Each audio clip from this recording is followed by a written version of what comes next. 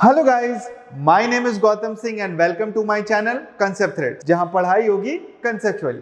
So guys, आज हम vector के ऊपर दूसरा ऑपरेशन पढ़ने वाले हैं जो कि है सब्ट्रैक्शन ऑफ वेक्टर। इसमें हम सीखेंगे कि वेक्टर को हम सब्ट्रैक्ट कैसे करें न्यूमेरिकली एंड ग्राफिकल, और कुछ बहुत ही बढ़िया JEE mains, advance and NEET के क्वेश्चन करेंगे। तो चलिए शुरू करते हैं। तो वीडियो की शुरुआत करते हैं एक बहुत ही कंसेप्चुअल थॉट से, जिसको आप समझ गए तो ये टॉपिक भी समझ जाएंगे। तो देखिए, सब्ट्रैक्शन ऑफ वेक्टर का मतलब होता है ए वेक्टर माइनस बी वेक्टर। तो मैं यहां पे बोलूंगा, एक बात ध्यान से समझिएगा, subtraction is nothing but addition.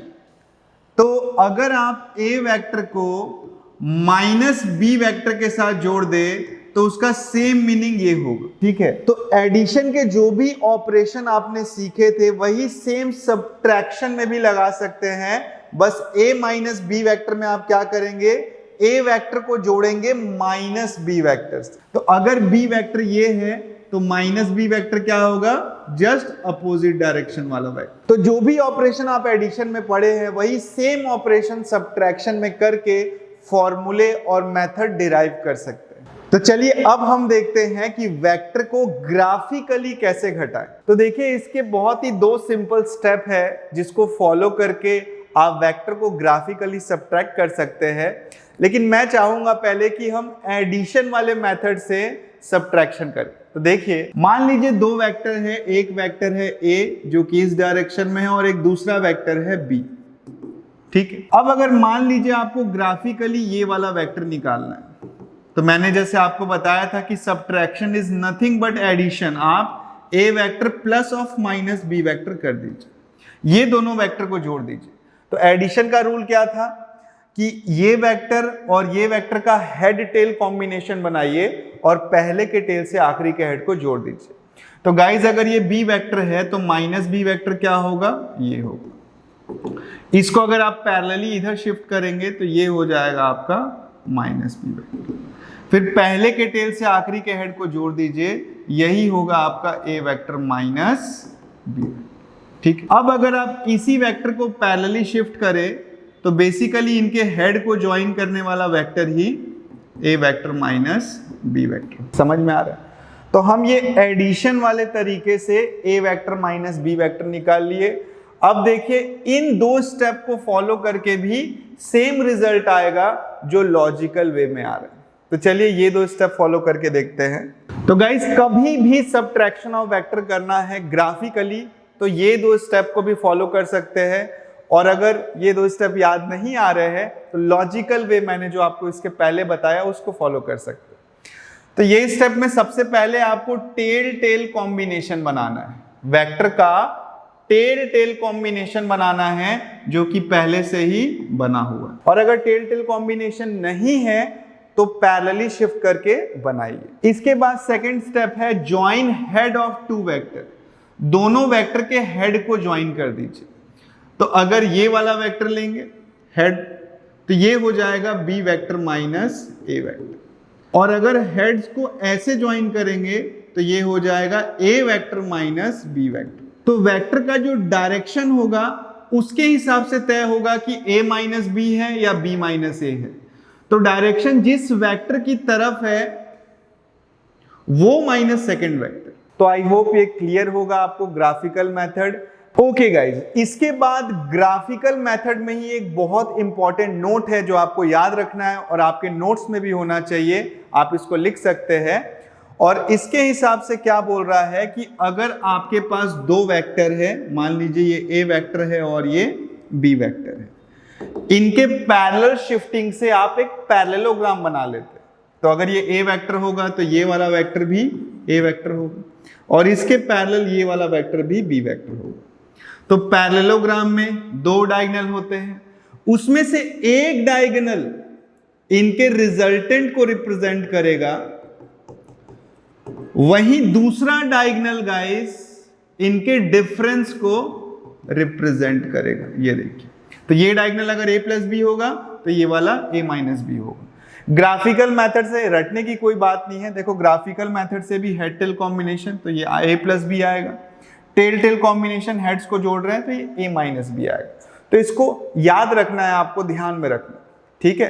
तो न्यूमेरिकल सब्ट्रैक्शन भी आप एडिशन की मदद से डिराइव कर सकते हैं। याद कीजिए कि अगर आपके पास दो वेक्टर है, a vector and b vector, और उनके बीच में एंगल थीटा है, तो उनका जो रिजल्टेंट था a प्लस बी, उसका जो मैग्नीट्यूड था वो पैरेललोग्राम की मदद से root under a square plus B square plus 2ab cos theta था, ठीक है। तो डिफरेंस का मैग्नीट्यूड क्या होगा, a माइनस बी का मैग्नीट्यूड क्या होगा, ये भी आप पैरेललोग्राम लॉ के मदद से ही निकाल सकते हैं। कैसे देखिए, अब मैं बोलूं कि आप रिजल्टेंट निकालो a वेक्टर और माइनस बी वेक्टर का, तो अगर ये a वेक्टर है तो माइनस बी वेक्टर क्या होगा, तो a वेक्टर और माइनस बी वेक्टर के बीच का एंगल कितना हो गया गाइस, 180 माइनस थीटा। तो बस फॉर्मूला लगा दीजिए, रूट अंडर इसका मैग्नीट्यूड का स्क्वायर प्लस इसका मैग्नीट्यूड का स्क्वायर प्लस 2ab cos, और इस बार इन दोनों के बीच का एंगल कितना है गाइस, 180 माइनस थीटा। तो फॉर्मूला बन जाएगा root under a square plus B square minus 2ab cos theta. तो आपको एकदम याद रखना है कि अगर दो वेक्टर है a एंड b, उनका मैग्नीट्यूड स्मॉल a और स्मॉल b है और उनके बीच का एंगल थीटा है, तो उनके डिफरेंस का जो मैग्नीट्यूड होगा वो ये होगा, और डायरेक्शन जो है वो आप ग्राफिकल मेथड से देख सकते। तो चलिए गाइस, अब हम देखते हैं सब्ट्रैक्शन ऑफ वेक्टर का एप्लीकेशन।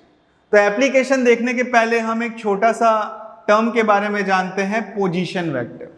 पोजीशन वेक्टर क्या होता है, तो just imagine a 3 dimensional space, एक 3D स्पेस इमेजिन कीजिए गाइस, x y और ये हो गया z, ठीक।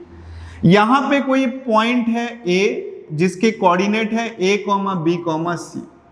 तो पोजीशन वेक्टर क्या होगा, एक लाइन में मैं आपको बताता हूं कि it is a vector joining origin to any point. तो इस a पॉइंट का पोजीशन वेक्टर गाइस ये है, एक ऐसा वेक्टर जो ओरिजिन को उस बिंदु से जोड़े, ठीक है। इसको हम r से रिप्रेजेंट करते हैं, और i cap, j cap, k cap के टर्म में ये हो जाएगा ai plus bj plus ck। जिनको i j k देख के परेशानी हो रही है वो मेरा पुराना वीडियो देखिए, जस्ट पहले वाला वीडियो, जिसमें मैंने बहुत अच्छे से इस टाइप के वेक्टर के बारे में आपको बताया। तो चलिए अब हम देखते हैं कि सब्ट्रैक्शन ऑफ वेक्टर का कहां एप्लीकेशन आप कर सकते हैं। तो मान लीजिए गाइस कि एक अगेन एक 3 डायमेंशनल स्पेस है, ये x हो गया, ये y हो गया और ये z हो गया। पूरे वायुमंडल में 2 पॉइंट है स्पेस में, तो एक पॉइंट यहां है, मान लीजिए a1, b1, c1, और एक दूसरा पॉइंट है b, a2, b2, c2। आपको ये वाला वेक्टर निकालना है, समझ रहे? मतलब आप सोचो कि वायुमंडल में 2 ऐसे पॉइंट्स हैं, एक ऐसा वेक्टर निकालो जो ये दोनों बिंदुओं को जोड़ता है। बोले तो आपको ए बी वेक्टर निकालना है, एक ऐसा वेक्टर जो ए से बी के तरफ और दोनों पॉइंट्स को ज्वाइन कर रहा है। तो इसका एप्लीकेशन इलेक्ट्रोस्टैटिक में है, काइनेमेटिक्स में डिस्प्लेसमेंट निकालने में है, और भी कई जगह, वेरी इंपॉर्टेंट है। तो हम ए बी वेक्टर कैसे निकालेंगे, ध्यान से देखिए। ये हो गया आपका R A vector, position vector of A, और ये वेक्टर क्या हो गया, R B vector, position vector of B. अगर आप ग्राफिकल मेथड ऑफ सब्ट्रैक्शन ध्यान दें तो ये टेल टेल कॉम्बिनेशन है।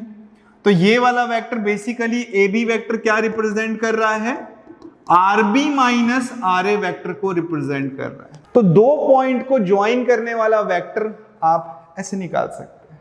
तो ये हो जाएगा guys a2 minus a1 i cap plus b2 minus b1 j cap plus C2 minus C1 के कैप। तो I think subtraction of vector का ये वाला एप्लीकेशन आप लोग को अच्छे से समझ में आया होगा। तो गाइस चलिए अब आगे बढ़ते हैं। तो गाइस अगर हम एक बहुत ही छोटा समरी देखें जिसके बाद हम बहुत सारे अच्छे अच्छे सवाल बनाएंगे, तो सब्ट्रैक्शन ऑफ वेक्टर क्या होता है, it is nothing but addition.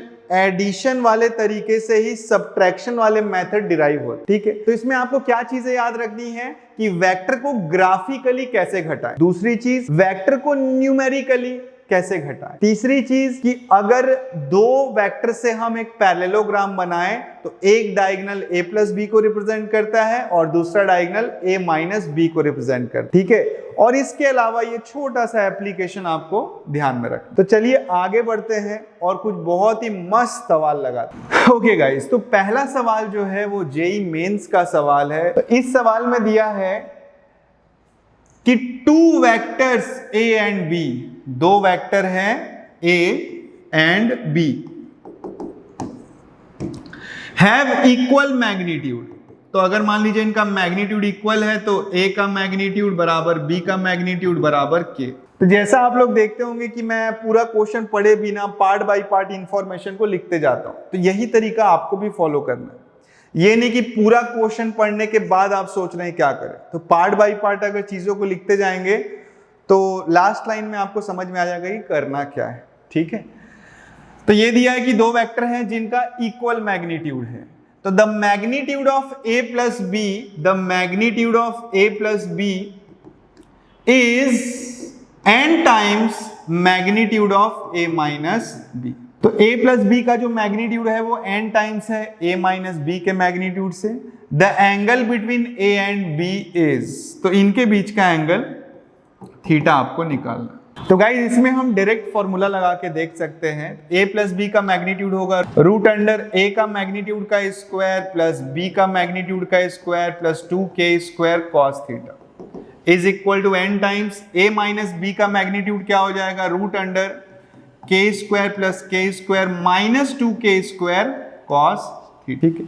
Squaring both side करेंगे तो 2k square plus 2k square cos theta बराबर n स्क्वायर 2k, स्क्वायरिंग करने से रूट हट जाएगा, minus 2k square cos theta.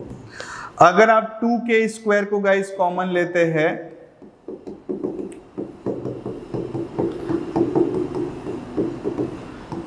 तो यहां से कैंसिल आउट हो जाएगा। एक तरफ कॉस ले जाइए, दूसरी तरफ कांस्टेंट को ले जाइए,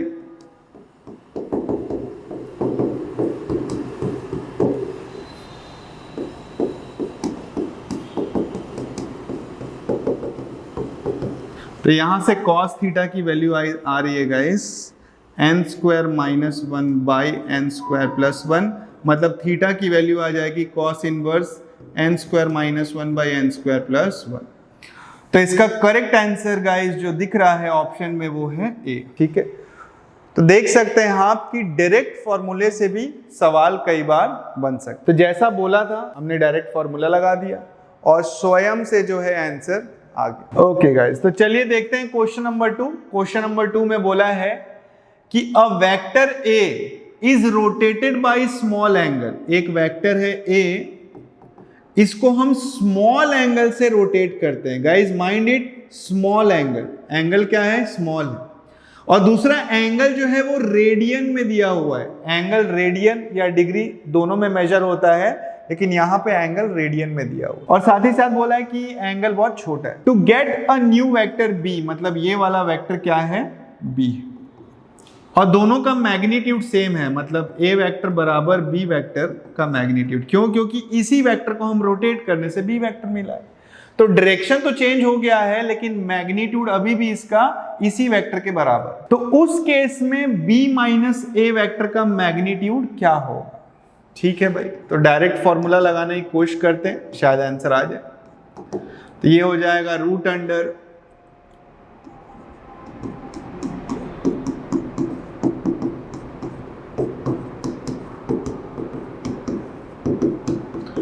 कॉस डेल्टा थीटा। ओके, अब देखिए ये चीज बार बार लिखने से अच्छा है कि हम लोग इन दोनों के मैग्नीट्यूड को क्या ले ले, a ले ले। तो इसको मैं नेक्स्ट स्टेप में लिख दूंगा a square plus a square minus 2a square cos delta theta. यहां से ये आ रहा है 2a स्क्वायर, अगर हम कॉमन ले ले तो ये आ रहा है ये, ठीक है। अब आंसर में देखिए गाइस कि कहीं भी रूट नहीं दिख रहा है, ना ही कॉस दिख रहा है, ठीक है। तो यहाँ पे कुछ बेसिक मैथमेटिक्स आपको लगाना पड़ेगा। तो देखिए, इसको सिंप्लीफाई करने के लिए हम एक आइडेंटिटी का यूज कर सकते हैं। cos 2 थीटा बराबर होता है 1 - 2 sin स्क्वायर थीटा। लेकिन आप बोलेंगे यहाँ पे cos 2 थीटा तो है ही नहीं, तो cos 2 थीटा बना देते हैं गाइज इसको। अगर मैं इसको 2 मल्टीप्लाई डिवाइड कर दूं तो इसको मैं ऐसे लिख सकता हूं cos 2 × del थीटा बाई 2। ये देखिए cos 2 थीटा का फॉर्म क्रिएट हो। फिर नेक्स्ट स्टेप में आप लिख सकते हैं √2a² cos 2 थीटा के हिसाब से हो जाएगा 1 - 2 sin square delta theta by, क्योंकि यहाँ पे थीटा की वैल्यू क्या है, 2 थीटा की वैल्यू क्या है, ये हो गया 2 और ये हो गया थीटा। तो cos 2 थीटा, तो आंसर कितना आएगा 1 - 2 sin स्क्वायर थीटा। तो थीटा की value basically delta theta by 2 है। यहां से 1 1 कैंसिल हो जाएगा ब्रैकेट ओपन करने पे, और ये आ जाएगा आपका 4a² sin square delta theta by 2। अगर आपका इस रूट निकाल ले तो ये आ जाएगा 2a sin delta theta by. ठीक है, तो ऐसा कोई ऑप्शन आपको नहीं दिख रहा है। तो इसके बाद एक और बहुत इंपॉर्टेंट चीज है गाइस, जो बेसिक मैथमेटिक्स में आप पढ़ते हैं कि अगर एंगल स्मॉल है, अगर एंगल स्मॉल है और एंगल रेडियन में दिया हुआ है, तो उस केस में मैं साइन थीटा को थीटा के इक्वल लिख सकता हूं। तो याद रखना है आपको कि कभी भी अगर क्वेश्चन में साक्षात बोला हुआ है कि एंगल स्मॉल है और एंगल रेडियन में है, तो उस केस में साइन थीटा बराबर थीटा हो जाएगा। तो आंसर कितना आ जाएगा, देखिए 2a साइन थीटा की वैल्यू हो जाएगी थीटा के इक्वल, तो ये आ जाएगा डेल्टा थीटा बाई 2, 2 2 कैंसिल हो गया, a डेल्टा थीटा। और a बेसिकली क्या है, मैग्नीट्यूड ऑफ a। तो ऐसा एक ही ऑप्शन यहाँ पे दिख रहा है जो कि है ऑप्शन नंबर। तो इस क्वेश्चन में, क्वेश्चन इजी है, डायरेक्ट फॉर्मूला के ऊपर है, लेकिन यहाँ पे बेसिक मैथमेटिक्स आपका स्ट्रांग होना चाहिए। अगला सवाल बोल रहा है कि find a vector whose magnitude is 4। एक ऐसा वेक्टर निकालो जिसका मैग्नीट्यूड 4 है। मान लीजिए वो वेक्टर C है, तो उसका मैग्नीट्यूड 4 दिया हुआ है, पहले information. And is parallel to the vector joining this 2 points, and is parallel to the vector joining this 2 point. तो मान लीजिए एक 3D स्पेस इमेजिन कीजिए, ये पॉइंट A है जिसके कोऑर्डिनेट -1 -1 6 है, और ये B पॉइंट है जिसके कोऑर्डिनेट 1 1 5। ठीक है, इनको एक वेक्टर ज्वाइन करेगा AB। इसी वेक्टर के पैरेलल ये वाला वेक्टर है जिसको आपको निकालना है। तो AB वेक्टर क्या होगा, याद कीजिए एप्लीकेशन ऑफ सब्ट्रैक्शन से ये RA वेक्टर हो गया और ये RB वेक्टर हो गया। तो AB वेक्टर हो जाएगा guys RB minus RA vector. RB vector हो जाएगा I cap plus J cap plus 5K cap minus RA हो जाएगा -I minus J plus 6K cap. जब आप इसको ओपन करेंगे तो minus minus plus plus minus I जुड़ के 2I plus 2J minus K cap. ठीक है, तो आपको एक ऐसा वेक्टर निकालना है जिसका मैग्नीट्यूड कितना है 4 और डायरेक्शन क्या है, इस वेक्टर के पैरेलल है। तो अगर इस वेक्टर का केवल डायरेक्शन चाहिए तो आप क्या करेंगे, इसको यूनिट वेक्टर में चेंज कर देंगे। उसके लिए इसी वेक्टर के मैग्नीट्यूड से इसको डिवाइड कर देंगे, 2 square plus 2 square plus 1 square. तो यह आ जाएगा 2I plus 2J minus K cap by 4 plus 4 plus 1 9, √9 will be 3। तो गाइज ये मैग्नीट्यूड हो गया और डायरेक्शन हो गया 2I plus 2J minus K cap by 3। तो आंसर हो जाएगा 4/3 2I plus 2J minus K cap. बहुत इजी। तो ये हो गया मैग्नीट्यूड और ये हो गया डायरेक्शन। तो वेक्टर हो गया गाइज। तो चलिए आगे बढ़ते हैं नेक्स्ट क्वेश्चन की तरफ।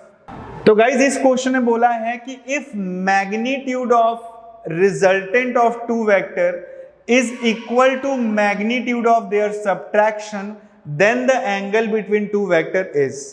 तो गाइज इसको हम ग्राफिकल मेथड से भी कर सकते हैं और न्यूमेरिकल मेथड से भी कर सकते हैं।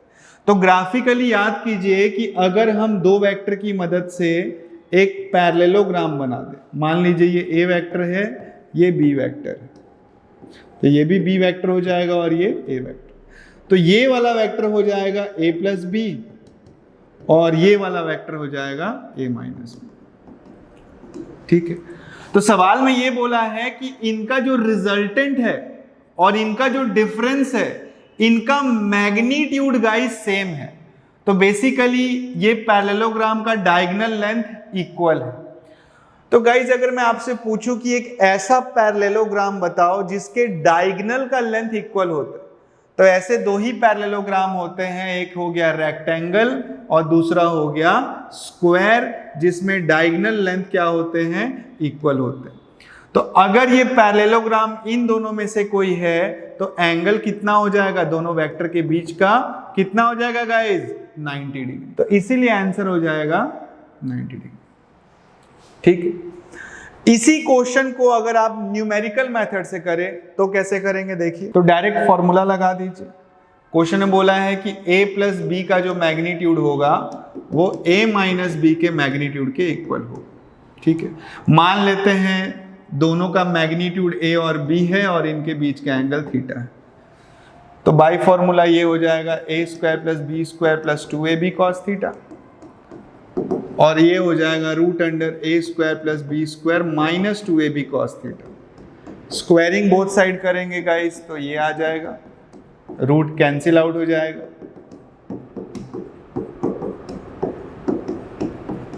ये दोनों तरफ से कैंसिल आउट हो जाएंगे, माइनस 2ab इधर आके आ जाएगा, 4ab कॉस थीटा बराबर 0। तो कॉस थीटा की वैल्यू आ गई 0। अब बताओ ऐसा कौन सा एंगल है जिसका कॉस 0 होता है, वो है 90 डिग्री। तो चाहे आप ग्राफिकल मेथड से करो या न्यूमेरिकल मेथड से करो, दोनों से आंसर आ जाएगा। बस मेरे ख्याल से ग्राफिकल मेथड थोड़ा ज्यादा स्टाइलिस्ट है, तो ग्राफिकल मेथड भी आपको ध्यान में रखना चाहिए। तो चलिए गाइज अब चलते हैं नेक्स्ट क्वेश्चन की तरफ।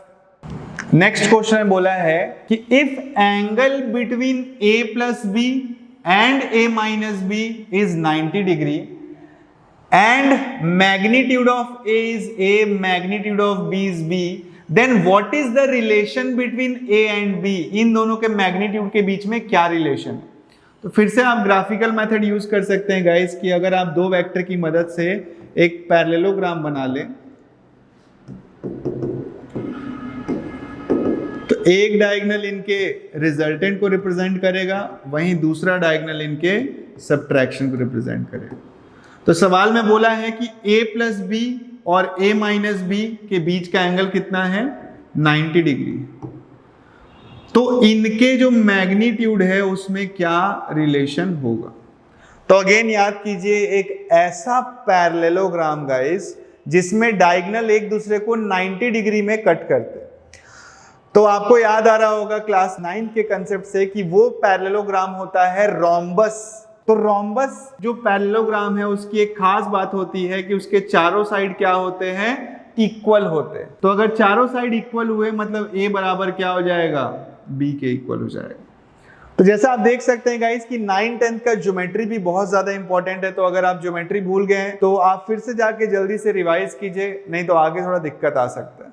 तो चलिए गाइस चलते हैं नेक्स्ट क्वेश्चन की तरफ। ओके, तो question number 6 guys JEE advance का सवाल है और क्वेश्चन में बोल रहा है कि 3 vector p, q and r, ये p वेक्टर है, ये q वेक्टर है और ये r वेक्टर, ये r vector shown in figure. Let s be any point on the vector r। s यहां पे एक पॉइंट है गाइस जो कि r वेक्टर पे है। The distance between the point p and s is इतना, इन दोनों के बीच का डिस्टेंस दिया हुआ है। तो इसका डिस्टेंस आप लोग निकाल सकते हैं। ये पूरा कितने के बराबर होगा बताइए, r के मैग्नीट्यूड के बराबर होगा। इतना लेंथ आपको मालूम है, तो इसका लेंथ कितना हो जाएगा, r का magnitude minus b times r का मैग्नीट्यूड। ठीक है, तो ये हो जाएगा गाइस, r को अगर हम कॉमन ले लें तो ये आ जाएगा 1 माइनस b की। तो ये लेंथ और ये लेंथ दोनों अपन निकाल लें। Okay, the general relation among the vector p, q and s is, इन तीनों के बीच में जनरल रिलेशन पूछ रहा है। तो इस क्वेश्चन को करने के लिए हम सेक्शन फॉर्मूला का इस्तेमाल करेंगे। सेक्शन फॉर्मूला की मदद से आप ये सवाल को बहुत इजीली बना सकते हैं। तो सेक्शन फॉर्मूला क्या बोलता है, मान लीजिए सेम फिगर की बात करते हैं, ये एक वेक्टर है p, ये एक वेक्टर है q, इनके हेड को ज्वाइन करने वाला ये वाला वेक्टर है r, ठीक है। एक चौथा वेक्टर है s वेक्टर, ठीक है, जो r वेक्टर को m/n रेशियो में बांटता है। किस रेशियो में बांटता है? m/n रेशियो में बांटता है। तो ये जो s वेक्टर है वो p और q के टर्म में लिखा जा सकता है। कैसे? s वेक्टर बराबर m times q vector plus n times p vector upon m plus n। तो क्लास 10th में जैसा आप लोग सेक्शन फॉर्मूला पढ़े थे, बहुत ही सिमिलर ये सेक्शन फॉर्मूला भी है, बस इसमें वेक्टर फॉर्म में सेक्शन फॉर्मूला लगाएं। तो यहाँ पे गाइस ये रेशियो निकाल सकते हैं क्योंकि ये दोनों लेंथ हम लोग को मालूम है। तो रेशियो कितना आ जाएगा, देखिए लेंथ है आपका BR और ये लेंथ है 1 माइनस b, R कैंसिल हो गया, तो m/n रेशियो आ रहा है b/1 माइनस b, तो रेशियो आ रहा है b/1 माइनस b। अब डायरेक्टली आप फॉर्मूला लगा दीजिए, तो s वेक्टर बराबर हो जाएगा b times q vector plus 1 minus b times p vector upon m plus n।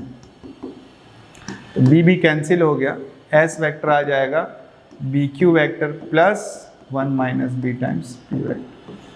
तो अगर हम ऑप्शन की बात करें तो ये ऑप्शन करेक्ट। तो अगर आपको सेक्शन फॉर्मूला आता है, जो कि क्लास 12th में मैथ्स में हम पढ़ते हैं, तो उससे ये बहुत ही आसान सा सवाल। मान लीजिए गाइस आपको सेक्शन फॉर्मूला नहीं आता है, आप अभी 12th में तो गए नहीं, आपको सेक्शन फॉर्मूला नहीं आता है, तब भी आप बेसिक वेक्टर की मदद से ये सवाल बना सकते हैं। कैसे? देखिए, तो हम कुछ इक्वेशन लिखते हैं, जैसे s और p में एक रिलेशन आएगा कि s vector minus p vector will be this vector, इसको हम लोग ps वेक्टर लिख देते हैं।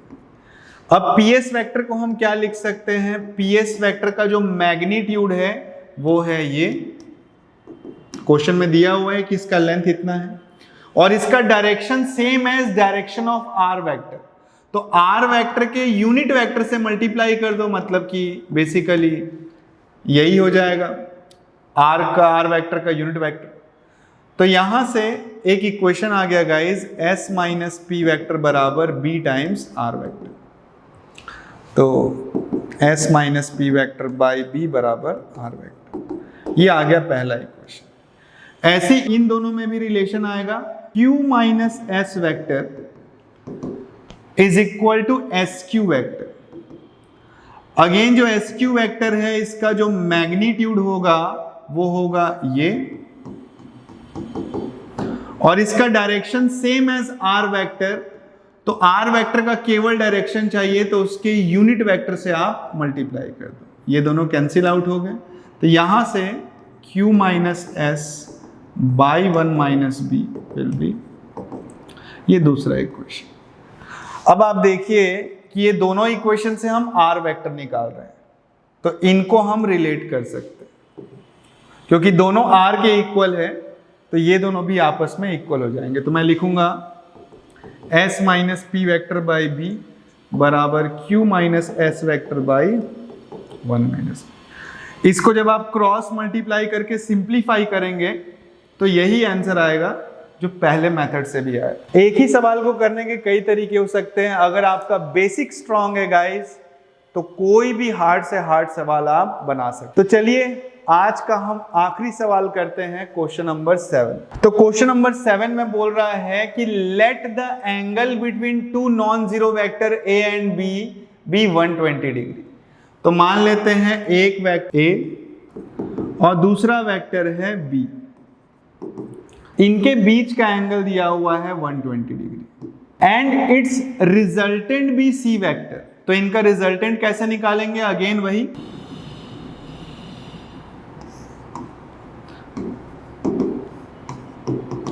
यही होगा आपका रिजल्टेंट, बोले तो a प्लस बी, बोले तो c वेक्टर।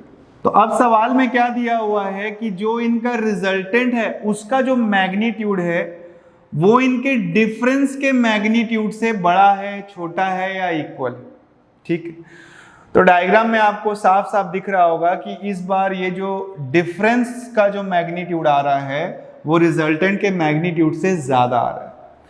तो ग्राफिकली देखने से हमको ये समझ में आ रहा है कि इसका ऑप्शन होगा C must be less than A minus B. तो A माइनस बी से ये जो C होगा वो छोटा हो, तो इसका आंसर हो जाएगा गाइस B। तो आप देख सकते हैं गाइस कि जो ग्राफिकल मेथड होता है वो बहुत ही काम का चीज है, तो इस पे आप लोग वर्क। तो चलिए आज के वीडियो में बस इतना ही, मिलते हैं नेक्स्ट वीडियो में।